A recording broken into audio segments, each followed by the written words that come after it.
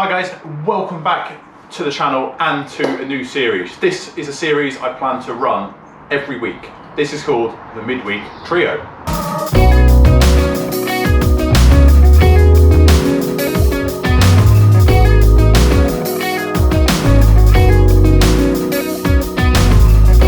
Does that not save classic cars as we know it? So what is the Midweek Trio? So the idea of this is I'm going to answer 3 of your questions that are asked for every single week. The first load, I've got absolutely tons of them. So basically I'm going to cover three viewers' questions every single week.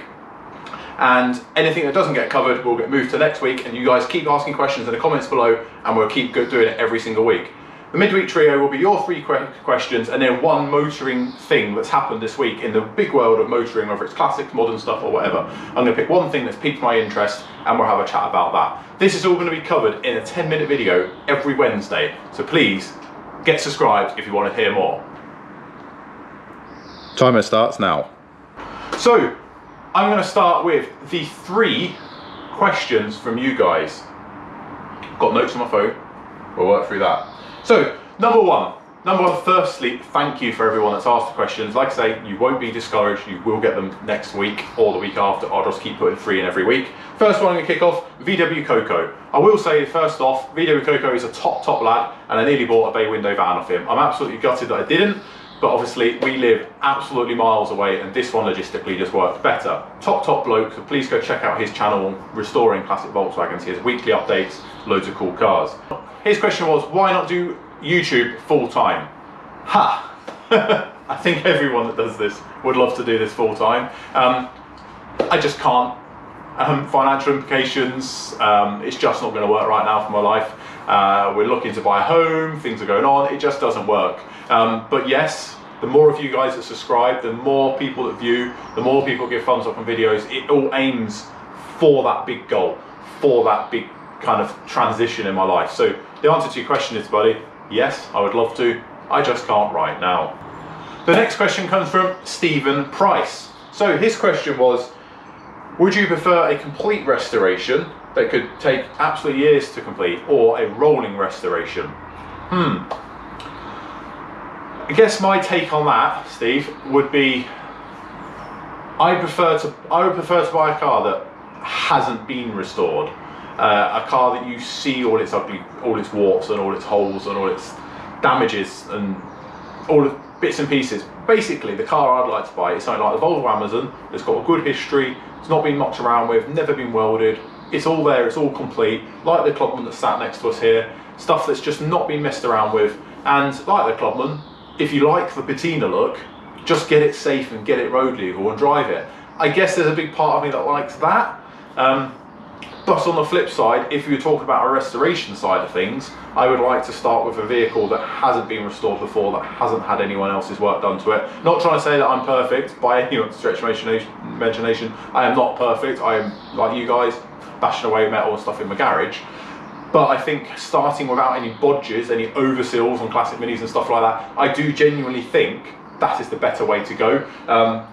The old bus behind me is a prime example of what not to buy in that respect, is the fact it's already been restored, it's already had work done. I'm going to have to unpeel some of that and then work through it. Not that it matters, it's a panel van, you can kind of see it, but as an example, that is kind of what I wouldn't normally buy, but I fell in love with her and I wanted a T2, so that happened. Next question comes from Ian Campbell. Again, go check out his YouTube channel. I will put a link on the screen now and so in the description below. Both VW Coco and Ian, both got great channels, both into their cars and classics. His question is, what got me into minis and what made me buy Violet and why Violet? So what got me into minis, I don't really know. My granddad had them, used to hear loads of stories, and my best friend's parents, or dad and his best friend were building a Mini when I was a young kid, kicking a football around the street, always saw it. That teamed with the Italian Job and things like that. Just thought they were a great car. I wanted something different as a first car, and that is why I had a classic Mini and why I still do. As for Violet, in that little question there, so kind of sneaking 2 in there, Violet happened, moved up north, really needed a car. I'm glad I bought her. I paid not a lot of money for her really, and since then she's had like bits and pieces over the years. I bought that car just purely because it was the right place, right time. I loved the sidewalk, it was complete. I say quite original, and again hadn't really been restored apart from the dreaded overseals. And that car got me through a lot of kind of troubled times in my life, and that's why I've got that car. As for the Violet side of things, as in the name, she's called Violet because of the Parma violets, the sweet, if that's what you're referring to. And yeah, that name just stuck because under all the carpets when I was pulling her out and doing the respray, there was loads of Parma violet packets, and that's how it got its name. So, let's just check the timer. We are on 5 minutes. That's the 3 questions answered. What I'd just like to discuss with now is Germany getting kind of the EU back on track regarding what the future of motoring is going to be. What's going to happen? Is there another answer, not just EV? Is there other ways we can have cars? And it piqued my interest when I was reading it on various different automotive websites and magazines and stuff like that. So it piqued my interest because I genuinely think there is more to it. And it piqued my interest in the sense that I've got classic cars. And I'm not on board really with electrifying them. I know a lot of people do, and I haven't got a problem with electric vehicles or anything like that. But in my eyes, there is an answer for it. There is another way of doing this. There is another way of enjoying your cars at the end of the day. And I think Germany doing what they're doing with the e-fuels, and Italy kind of throwing another one in the hat there with biofuels, I genuinely think this could be the answer to classic cars. And it did pique my interest in that respect, because I get told all the time, best get it done, you're not going to be able to drive it soon. Or I've got people, family members that have got a V8 car, oh, I'm never going to drive it again in 5 years because everything will go electric. It'll be made hard, you've got all the ULEZ stuff coming in.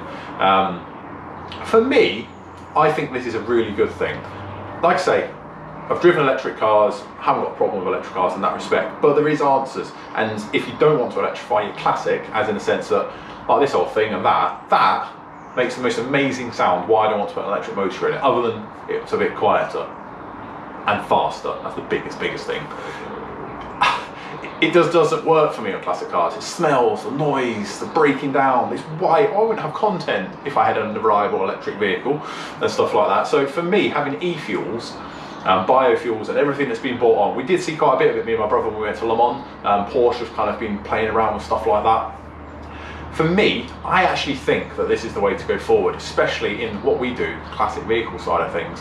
I think that this is the future of classic cars, and I think that if we can get this going, and they can make an e-fuel after 2035, so they're not going to phase out all the petrol vehicles, and we can rely on this fuel a little bit more, does that not save classic cars as we know it? I truly think we do. I don't know if we're going to have to do head modifications to it, like valve seats and stuff like that. I don't know if that's going to change, but that is stuff I'm really actually on board with. And I think if we have to do it, I'd much prefer to have to rebuild the heads or something on this and enjoy it, than have to worry about what's happening, where can I get fuel from. The only option I've got now is to pay a massive tax on the fuel that's existing or go electric. I think that we should be allowed the option. I think that we should be allowed to choose how our future of classic cars goes. What do you guys think on that? Drop in the comments below. Have you seen the same news cutting as I have? What is your view on it? Are you on board with electric, or would you really like to see, like me, e-fuels and biofuels coming along and saving the planet in a different way, but still having the pop and bang lovely sound of a classic car? So you'll have to excuse the rain as we're back in the old school place of the carport. We are coming up on the 10 minutes now. Yeah, thank you very much for watching. Have you enjoyed this? I am going to do this every week. I hope it's something that you guys are going to enjoy. It's a way that we can communicate. This whole thing that I do is a building a community, chatting to you guys. You guys inspire me to go out and buy my dream vehicles. You guys inspire me to push and push and push and get content out. So I wanted to give something a little bit back. It's a way of answering your questions that I get asked all the time, and it's a way of bringing something new into the channel. And I thought I'd kick it off with one of the biggest things. We might save classic cars as we know it, so why not talk about that in our first topic? So like I say, any more questions and stuff you want to ask me, drop in the comments below. I'm available on Instagram, or email me, or anything like that. Everything's in the description below. So any which means you want to use social media, drop me a comment, ask me a question, or if you found the topic that really got to you, let me know. I've probably found it as well, because I'm always looking at stuff like that, and we can all chat together. So I hope you've enjoyed this. Remember to subscribe to the channel, give this video a thumbs up, comment away, and remember, while you're in the description, why not have a look at our sponsors as well. Thank you very much for watching, and I'll catch you next Wednesday. Smells, the noise, the breaking down, it's why I wouldn't have content.